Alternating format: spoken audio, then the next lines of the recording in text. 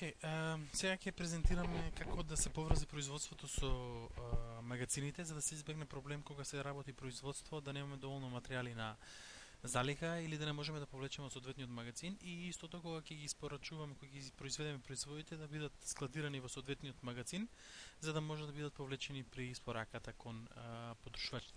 Првата работа што треба да ја направиме е и самиот процес на одредување на магазинот почнува од самата нарачка.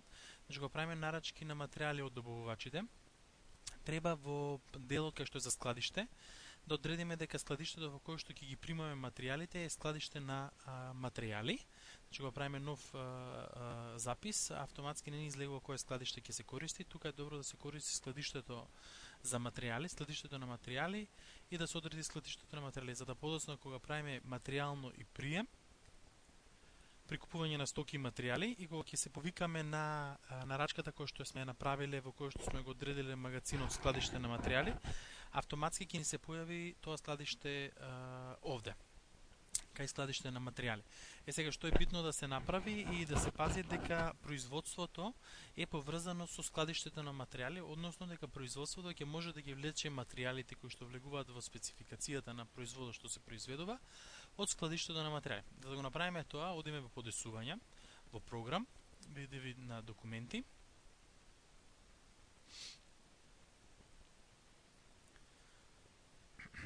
Само да се отвори.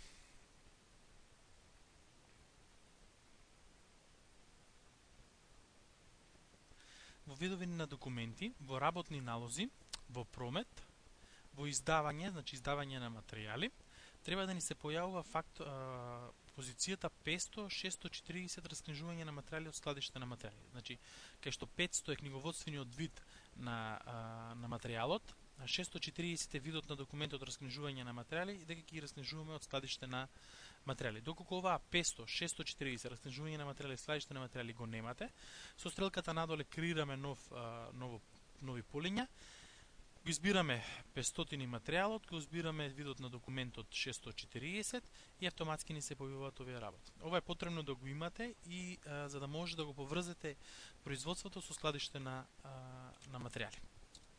Истото го правиме и со прием на готово производство, значи во работни налози треба да имаме за раскнижување на готови производи, треба да имаме 600, 300, значи 300 е вид на документ собствен производ, со 610, вид на документ 610, што е прием на готови производи на складиште, и да ни даде дека е складиште на готови производи. Истото, ако него имаме оваа 300-610 приеми на готови производи на складиште, со стрелката надоле креираме нови полиња, ја избираме документи 300, тоа што е книговодствен вид собствен производ. Книговодствениот вид го одредуваме во самите иденти, одредуваме вид на документ 610 прием на готови производи и ни се појавува автоматски складиште на готови производи.